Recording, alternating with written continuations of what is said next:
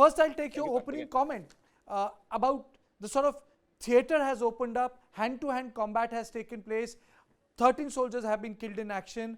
What is it telling us? Because communications are down, the war is being fought differently, it's not being covered, or it's not being made to cover the way Americans do it. So this theatre is behaving very, very differently. So your opening comments. Thank you, Kartikeya, for inviting me. Better than Mosul, the better example is twice the Americans had to capture a city called Fallujah. First time they captured it, and then they had lost it because they didn't control it well. Then they did the second time. The second time took 7-8 months for them to capture Fallujah as a city. Similarly, Russians had done on a Grozny in Chechnya, and in Grozny capture, which is also a city, took as much of time. So there are about 60 odd examples of urban sieges being carried out in the course of last 50-60 years. So this is one more example of the similar events happening here. Now, what I am speaking probably as an analyst for warfare and not taking sides between Israel and Hamas. The initial preparation of the battlefield was carried out to allow the pincers to advance, which is the ground forces to advance. So the initial areas close to the fence and the wall were actually cleared out in a manner so that the advance is possible. And 2-3 nights, forays were made for clearing up these areas so that advance. Now, in the course of last 2-3 days, I think the Israeli plans have become clearer. There are 3 pincers that have moved inside with armor, and infantry have moved inside Gaza. One is from the north, which comes all along the periphery of the river, sea, along the Mediterranean coast. Second one is coming from the northeast. The major one is coming across from the eastern side, which is halfway of the Gaza territory. Now, what happens is that halfway territory, Gaza is only 7.5 kilometers wide before you come to the sea.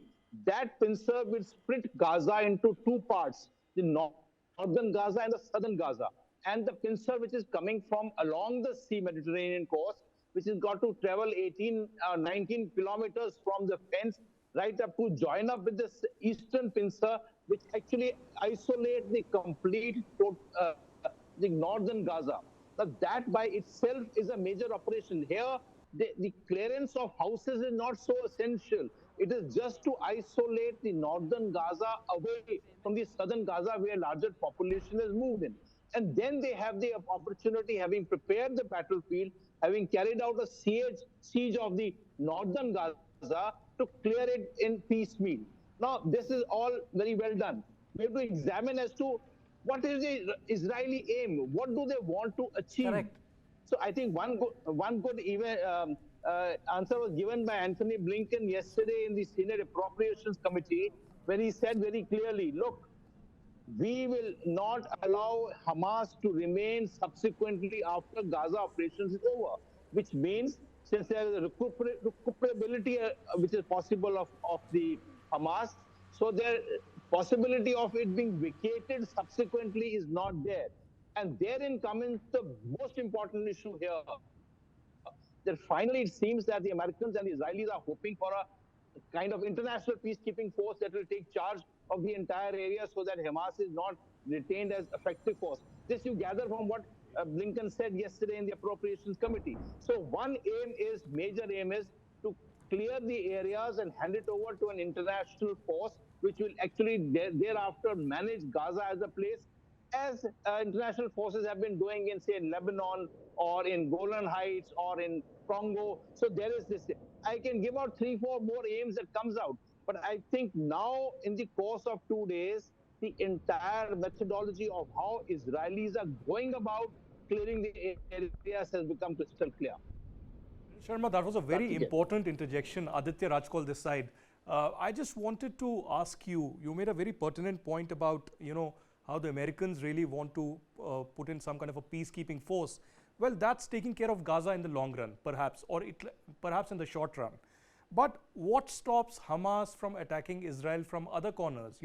I was listening to the Hamas top leaders from Qatar who were speaking on the Arabic channels, and they said that, we will repeat October 7 terror attacks every time possible in future because we are the victims and everything we do is justified according to their ideology. So, how do they control the overall situation? Because now the Yemen has joined the war. We've seen the reactions coming in from Turkey, Egypt, and other areas as well.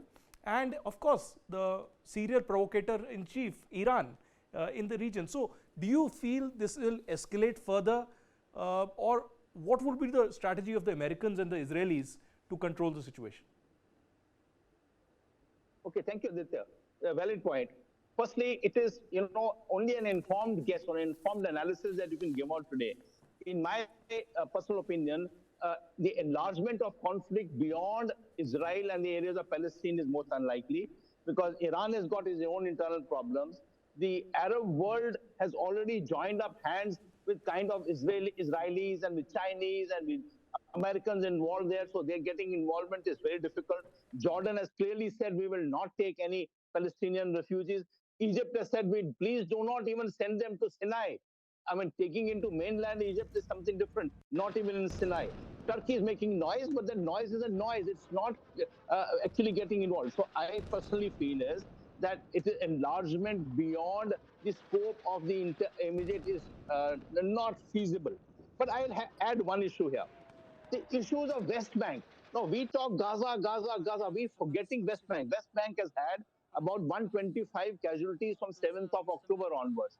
And West Bank, if you see the map of West Bank, and you know you've traveled across to those areas, the areas in the proximity of the Jordan River, which is further away from Israel, are actually all occupied by Israel because Israel has got 60% of the territory of West Bank occupied by the settlements, which started about from 1967 onwards after the war. So the point is, they all this while they do not want an intifada or some problems taking place in West Bank because they lost. There was a 6 lakh Israelis, Jews staying in West Bank and messed with a population of about 2.5 million of Palestinians who are kind of ghettos.